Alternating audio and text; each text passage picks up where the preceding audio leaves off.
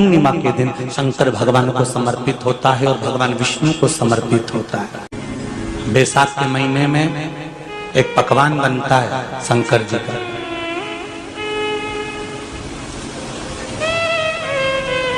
शिव जी के हाथ में त्रिशूल है, शिव जी के 3 नेत्र हैं, बेलपत्री में भी 3 बोलते जाओ पत्ती है। बैसाख के महीने में जो शंकर भगवान को प्रसाद का भोग लगता है उसमें भी 3 ही चीज मिलती है। सत्तू कोई दूसरे महीने में बनता है? जम के तो बोलो नहीं। कब बनता है? यही बैसाख के महीने में। चने की दाल, गेहूं और जौ, इन तीनों को गलाकर सेक कर जो सत्तू तैयार होता है, इसी बैसाख के महीने में परशुराम जयंती के दिन या अमावस्या के दिन या पूर्णिमा के दिन शंकर भगवान को समर्पित होता है और भगवान विष्णु को समर्पित होता है। दुनिया के लोग कहते क्या होता है सत्तू से? सास अपनी बहू से कहती है बेटा सत्तू बना ले, थोड़ा सा सत्तू बाजार से ले आना, 10 रुपए का खरीद कर ले आना। आज सत्तू, आज अपन पूजन करेंगे सत्तू की, अक्षय तृतीया है, थोड़ा सा पूज देंगे, थोड़ा सा भगवान को भोग लगा देंगे, सत्तू का लड्डू बना लेंगे। बोलो री जी सही है कि गलत है? बाजार में भी सत्तू मिलता है तो बच्चे कहते हैं, बहुएं कहती हैं कौन खाएगा, काय को ला रहे हो, सत्तू का क्या काम है? और शिव महापुराण की कथा कहती है, स्कंद पुराण की कथा कहती है, जिस समय पर बैसाख के महीने की सुंदर अमावस्या का दिन था, उस दिन माता पार्वती शंकर भगवान के लिए जब पकवान बनाने के लिए बैठी, कुछ नहीं मिला, तब माता पार्वती ने 3 अनाज को लिया, एक चना, दूसरा गेहूं और तीसरा जो इन तीनों को भींग रहे थे उसको लेकर आए गंगा जी में से, उसको सेक कर माता ने अंगीठी पर और उसका जो सत्तू बनाकर शिव को दिया। शंकर भगवान ने कह दिया, सुन पार्वती, ये सत्तू नहीं, ये मेरी औषधि है। बैसाख के महीने में जो खाएगा वो जिंदगी भर रोएगा नहीं, शरीर से स्वस्थ होगा। अब उसको लोगों ने हंसी खेल में ले लिया, सत्तू का क्या काम, मम्मी हम नहीं खाएंगे, बड़ा बुरा। शिव जी का एक एक चीज। बैसाख के महीने में पियो बेल, बेल मतलब समझ गए, बेल का रस। बैसाख के महीने में पियो बेल और शरीर को रखो पॉलिश पे। शरीर बेकार नहीं, शरीर बेकार नहीं। अब शिव आराधना तो करो। हाँ, जिंदगी की मोड़ पर शंकर परीक्षा बहुत लेते हैं, बहुत परीक्षा। एक सुंदर संवाद आता है स्कंद पुराण, शायद आप लोगों ने सुना होगा, सुना हो तो भी सुन लो, नहीं सुना हो तो भी सुन लो। कांकी नगर में राजा श्रियाजी रहते, उनकी धर्मपत्नी का नाम था चांगुणा। क्या नाम है उनका? चांगुणा। चांगुणा शिव भक्ति में, उसे शंकर की भक्ति के सिवा कुछ सुहाता ही नहीं, शिव आराधना के सिवा उसको कुछ भाता ही नहीं। दिन भर शंकर की शरणागति करना, शिव का स्मरण करना, शिव भक्ति में डूबे रहना। शंभो शंकर कह रहे, माँ उमा से, माँ पार्वती से मेरा महेश कह रहा है, मेरा बाबा भोलेनाथ, मेरा बाबा विश्वनाथ, मेरा त्रिकालदर्शी कैलाशी अविनाशी कह रहा है कि हे पार्वती,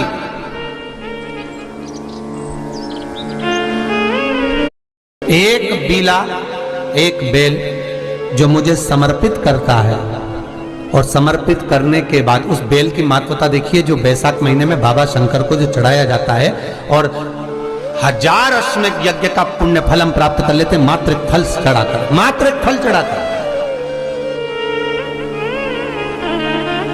हे पार्वती, संसार का मनुष्य जब मुझे वो बेलपत्र समर्पित कर, वो बेल का फल समर्पित करता है, पार्वती वो फल जो मुझे चढ़ता है, फिर मैं भले नर्मदा के जल से निकला हुआ कंकर शंकर क्यों ना हूं, फिर चाहे मैं गंगा के जल से निकला हुआ कंकर शंकर क्यों ना हूं, चाहे फिर मैं यमुना के जल से निकला हुआ कंकर शंकर क्यों ना हूं, चाहे मैं सरयू के जल से निकला हुआ कंकर शंकर क्यों ना हूं, चाहे मंदाकिनी के जल से निकला हुआ कंकर शंकर क्यों ना हूं, हे पार्वती फिर जो भी शिवलिंग पर वो बेल समर्पित होता है वो बेल उठाकर जीव अपने कार्य में ले सकता है। ये माँ उमा से कह रहा है। तो उस बेल की महत्वता जानेंगे। अब अपन उस बेल को जानने के लिए वापिस स्कंद पुराण में चले तो स्कंद पुराण में लिखा हुआ है कि जो बेल बैसाख के महीने में शंकर को चढ़ाया जाता है वो बेल का फल उठाकर रख लिया जाता है। बैसाख के महीने में उस चढ़े हुए, बाकी का आपको बेल का फल खाना हो तो बात दूसरी, पर चढ़ा हुआ जो बेल का फल है वो पूरा बैसाख नहीं खाना। बैसाख के बाद में अगला जो महीना आए उस महीने के अंदर उस फल के अंदर का गुर्दा निकालकर उसको सुखा लीजिए और सुखाकर जिस व्यक्ति को पथरी की बीमारी हो और जिस व्यक्ति को पेट में बहुत भोजन पचता ही नहीं है, पूरा शरीर पाचन क्रिया बेकार हो गई, उस व्यक्ति को केवल 7 दिन तक शंकर पर चढ़ा हुआ वो बेलपत्र प्रदान कर दीजिए। पथरी भी बाहर और पाचन क्रिया भी ठीक, जिंदगी भर तकलीफ नहीं। उस बैसाख में उस फल की इतनी महत्वता बाबा भोलेनाथ स्कंद पुराण, लिंग पुराण, नर्मदा पुराण, पद्म पुराण के अंतर्गत, शिव महापुराण के अंतर्गत वर्णन कर उसकी महत्वता है। वो बेल का फल साधारण नहीं हो सकता। अब मंदार का जो पुष्प होता है, आंकड़े का जो फूल होता है, एक सफेद कलर का भी होता है और एक गुलाबी कलर का भी होता है। देखा है आप लोगों ने? बोलो जम के बोलो, देखा है ना? गुलाबी कलर का जो पुष्प होता है वो आप मंदार का, आंकड़े का जो गुलाबी कलर का पुष्प होता है आप टीवी पे देख रहे होंगे, एक सफेद देख रहे होंगे, एक मंदार का गुलाबी फूल, नीला कलर का फूल देख रहे होंगे। जो नीला कलर का जो पुष्प होता है, गुलाबी कलर का जो आंकड़े का फूल होता है, प्रयास करना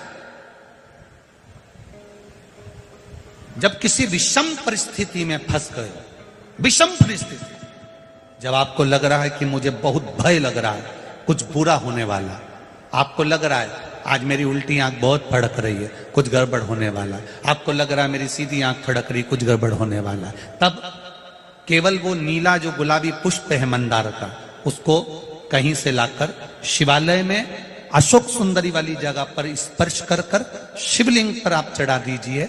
आपकी विषम परिस्थिति कैसी भी होगी वो रास्ता बनाकर बाहर निकल जाएगी, आपको फंसना नहीं, परेशान नहीं। मंदार आंकड़ा, सफेद आंकड़े का पुष्प भी भगवान शिव को समर्पित होकर, जैसे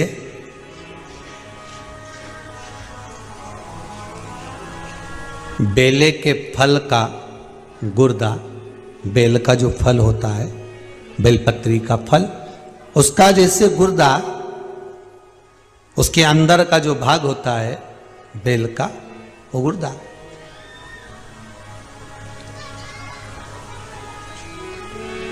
को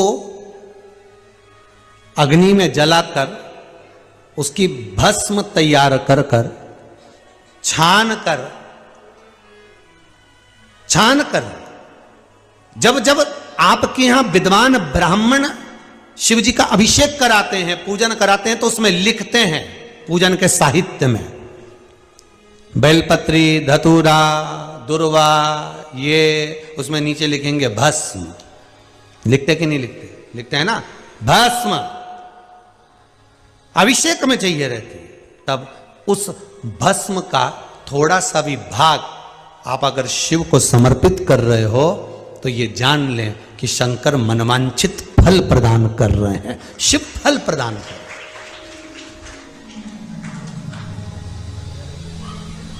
महाराज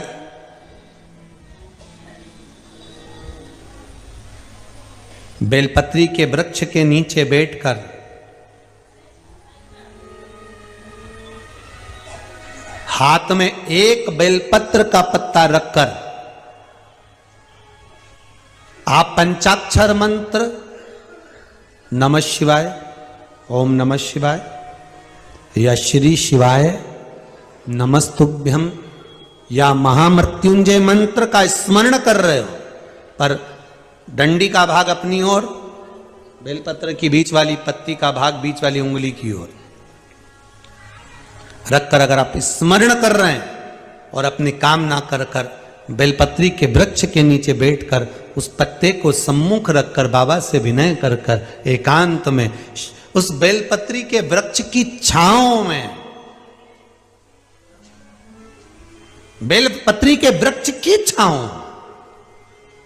आप कामना कर कर उस पत्ते को शंकर भगवान के ऊपर समर्पित कर रहे हैं, तो ये जान कर रखें कि पार्वती और शिव का मिलन करवा रहे हैं और अपनी मनवांछित फल कामना पूर्ण करवा रहे हैं। क्योंकि शिव और पार्वती का जब मिलन होता है, शंकर पार्वती जब एक दूसरे के सम्मुख में होते हैं, शिव और पार्वती जब एक दूसरे के सामने अपने बच्चों के कारण एक दूसरे के सम्मुख में आते हैं, तो उनके चेहरे पर प्रसन्नता का भाव आ जाता है।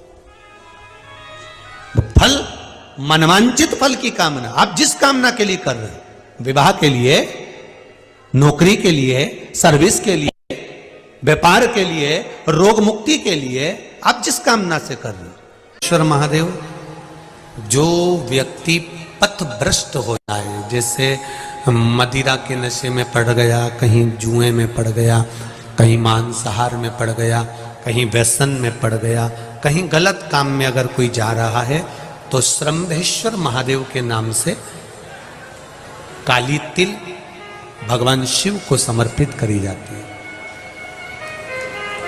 महाराज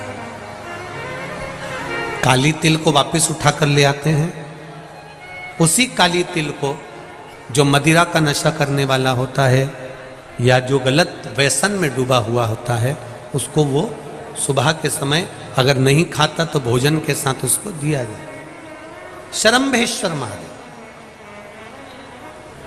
एक बेलपत्री का भी बहुत अच्छा प्रयोग है श्रंभेश्वर महादेव का, मदिरा पीने वालों के लिए, मांसाहार, व्यसन में, जुए में, वेश्यावृत्ति में, पर नारी में, गलत जगह पर जो डूबे रहते हैं उनके लिए। पहले की कथा में उसका वर्णन किया है बेलपत्री का। श्रंभेश्वर महादेव, एक बार सब बोलेंगे, कौन से महादेव? श्रंभेश्वर महादेव। फिर जम के बोल लो एक बार, श्रंभेश्वर महादेव। जब हमारे घर में क्रोध बढ़ता है या कोई गलत कार्य में जाने लगता है, तो श्रंभेश्वर महादेव का हमें शरणागति लेना चाहिए, श्रंभेश्वर महादेव का पूजन करना चालू कर देना चाहिए। कई लोग कहते हैं महाराज जी ये श्रंभेश्वर महादेव का मंदिर कहाँ मिलेगा, हम कहाँ पूजन करने जाए? कहीं नहीं जाना, तुम्हारे घर के पास में जो शंकर जी का मंदिर है वहीं जाओ, उसी देवालय में, उसी मंदिर में जाओ, श्रंभेश्वर महादेव के नाम से जल चढ़ाना प्रारंभ करेंगे। वो जल जो गलत संगत में पड़ा हुआ है उसका आचमन कराना प्रारंभ करेंगे, अपने आप उसकी धीरे धीरे बुद्धि सुधरना प्रारंभ हो जाएगी। ऐसा श्रंभेश्वर महादेव का है।